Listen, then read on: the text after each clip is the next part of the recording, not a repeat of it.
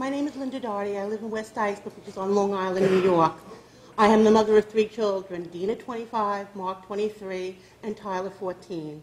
My 23-year-old son, Mark, was diagnosed with autism in 1986. When I got into the car, I said to my husband, "Why is the doctor saying he's autistic?" I had never heard the word. You go to the library, because there was no internet in 1986. I had to go look it up. There was one line. Children that are nonverbal that come from a refrigerator mother. I'm one of the most loving people you will ever meet. I don't believe in corporal punishment. My daughter's 25. I have never once smacked her, spanked her, hit her, or whatever term you want to use. I'm here today to talk to you as one parent to another. You know, the type of parent that would run in front of a speeding truck to push the child out of the way. Banning aversives is a speeding truck heading to my son. At 18 months old, he climbed out of the crib, didn't fall out of the crib, unlocked the front door, went to the dining room, got a chair, pushed it to the front door, unlocked the chain, and left the house. I came out of the shower. My son's not in his crib. The door's open. As I hysterically ran to the phone, I looked across the street, and there was my son. How the hell did he get out? And then I found out at 17 months old, he could climb out of the crib. At 2 years old, my 4-year-old daughter would hand him a VCR tape, and he could put it in at 2 years old and work the VCR. But he didn't turn to his name. We started to go to doctors. What is wrong with this child? Something strange. But he had great gross motor skills. He was off the charts for height and weight, but he wasn't talking. After a dog chasing his tail, somebody said to me, "We really should make this diagnosis before he's 2, but he has autism." We were asked to leave our first early intervention program at 2 years old because they could no longer handle his bizarre behaviors. At 7 years old, he started to bite himself. From his wrist to his elbow was nothing but raw skin that became infected, and he had to go on antibiotics. By the time he was 10, he had built up an intolerance to 4 different antibiotics on the market, and the doctor said to me, most likely there will come a time, if he doesn't stop biting himself, that he will build up a tolerance to every antibiotic on the market, and he's either going to become septic and die, or best case scenario, his arms will become gangrenous and be amputated. When I told my school district this, they allotted in his IEP a one-on-one aid, 24 hours a day, that had nothing to do but pull his arm out of his mouth to try to keep him from biting himself. It didn't help. You know, at 16 years old, he was a gentle child. The only time anybody got hurt is if he was flailing and his shoe came off and it went flying and hit you. Or one of the students would walk by and he would flail. We went up to tell him that his beloved grandmother had died. 2 days later, at the dinner table, he got up, walked over to his favorite staff member, grabbed her by the ponytail, and threw her against the wall. She damaged vertebrae to this day. Now, he was 16, he's 23 now. To this day, she's still out on disability, and she'll be on disability for the rest of her life. Within a 6-month period after that, he started to attack staff so often that he was averaging sending 1 person to the hospital a week, whether it was because he bit them, whether he attacked them.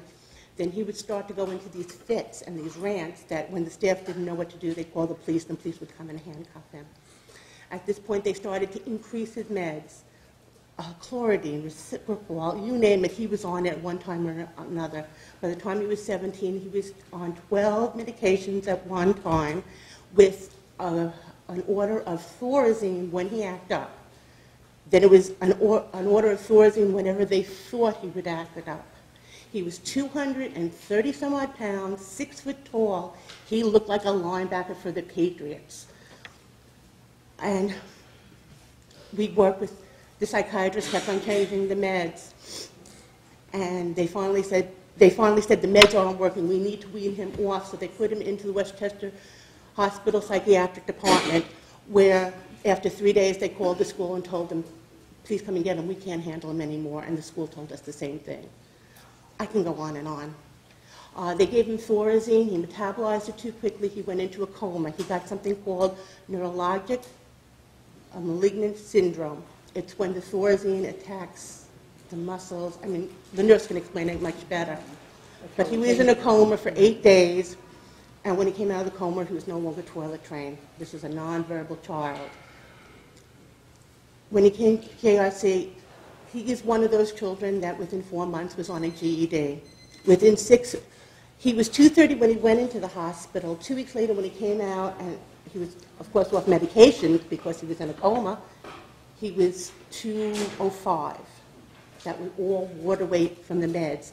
And also, for at least 5 years, these meds can do so much damage to your body that once a week, it took 3 to 4 people to hold him down to draw blood so that they could check his liver function, his kidney enzymes, diabetes, hypertension, and all the other terrible things that these meds can do. And in fact, in May 6, 2006, USA Today had a 5-page article about antipsychotic drugs. They have never, ever been approved by the FDA for adolescents. We are giving our children medication that the FDA hasn't approved for them. Within 6 months of being at JRC, he was on no meds. He was no longer biting himself. He was no longer attacking staff. It was so infrequent that he had these violent outbursts. He was starting to work on a computer. He was starting to work with a wreath board, which is a picture board where you have the picture that shows you want a cookie, you want the bathroom. He, for 5 years, we could not take it. The last 5 years he was in his New York placement. From the time he was, I would say, 14 to 17, we could not take him out into the public. There are 10 years between my boys.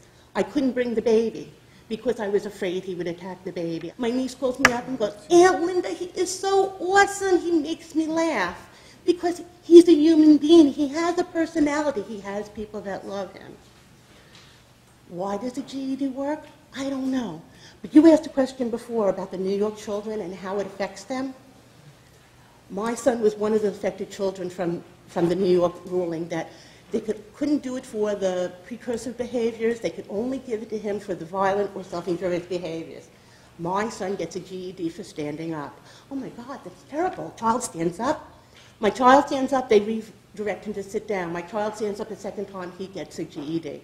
When the rulings came down from the Board of Regents that he couldn't get it for the precursors, one day he jumped up and down for 4 hours before he went to attack staff.